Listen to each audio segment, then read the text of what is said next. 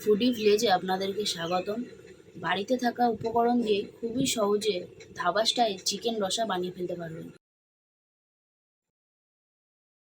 প্রথম চিকেনটাকে ধুয়ে নিয়েছি। একটা বাটির মধ্যে 1 কিলো মতন চিকেন নিয়েছি। চিকেনটাকে বড় বড় পিস করে কাটিয়ে নিয়েছি। সামান্য নুন, সামান্য হলুদ গুঁড়ো দিয়ে ভালো মতন মাখিয়ে নিয়েছি। কড়াইটাকে গ্যাসের মধ্যে বসিয়ে কড়াইয়ের মধ্যে 25 ml তেল দিয়ে চিকেনটাকে ভালো মতন ফ্রাই করে নিতে হবে। চিকেনটার মধ্যে হালকা একটু লালচে লালচে কালার চলে আসলে চিকেনটাকে একটা অন্য পাত্রে তুলে নিতে হবে।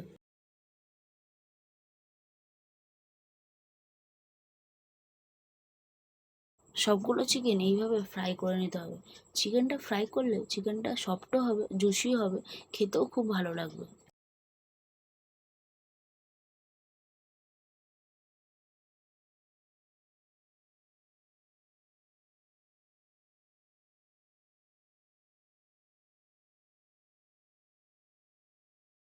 চিকেনটা ফ্রাই করার পর কড়াইয়ের মধ্যে আরও কিছুটা তেল অ্যাড করে তেলটা গরম হওয়ার পর তার মধ্যে 300 গ্রাম কেটে রাখা পেঁয়াজ ও 50 গ্রাম কাজু জলে ভিজিয়ে রাখা দুটোকে একসঙ্গে পেস্ট করে তেলটির মধ্যে দিয়ে দিতে হবে।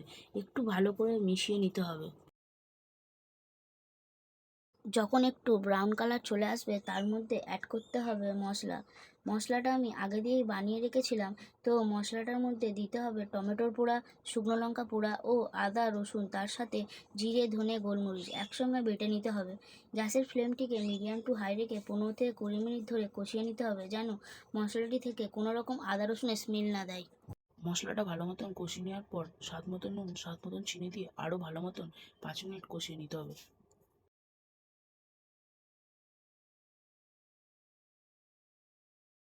মশলাটা যখন হালকা লালচে কালার চলে আসবে তার মধ্যে একটু উষ্ণ গরম জল অ্যাড করতে হবে, দিয়ে একটু ভালো মতো নাড়াচাড়া করে নিতে হবে।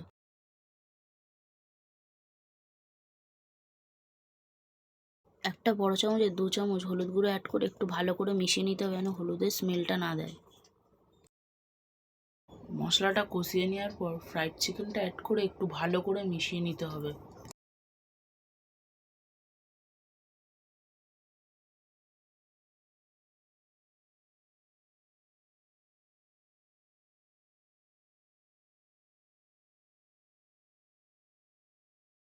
আমি 1 কিলো চিকেনের মধ্যে 25 গ্রাম মতন টক দই ইউজ করেছি। আপনারা এর থেকে পারলে বেশিও ইউজ করতে পারেন। তারপর একটু ভালো করে টক দই দিয়ে নাড়াচাড়া করে নিতে হবে।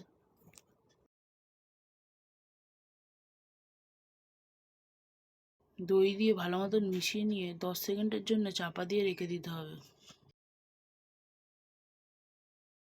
ঢাকাটা খুলে নিয়ে আবার একটু ভালোভাবে কষিয়ে নিতে হবে।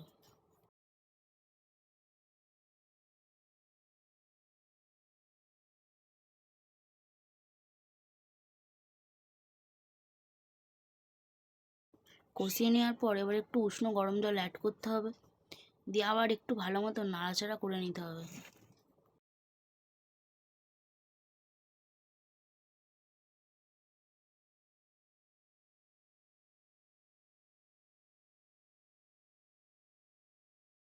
মশলাটা যত কষবে খেতেও তত ভালো লাগবে ও গ্রেভিটা খুব সুন্দরভাবে পাকবে।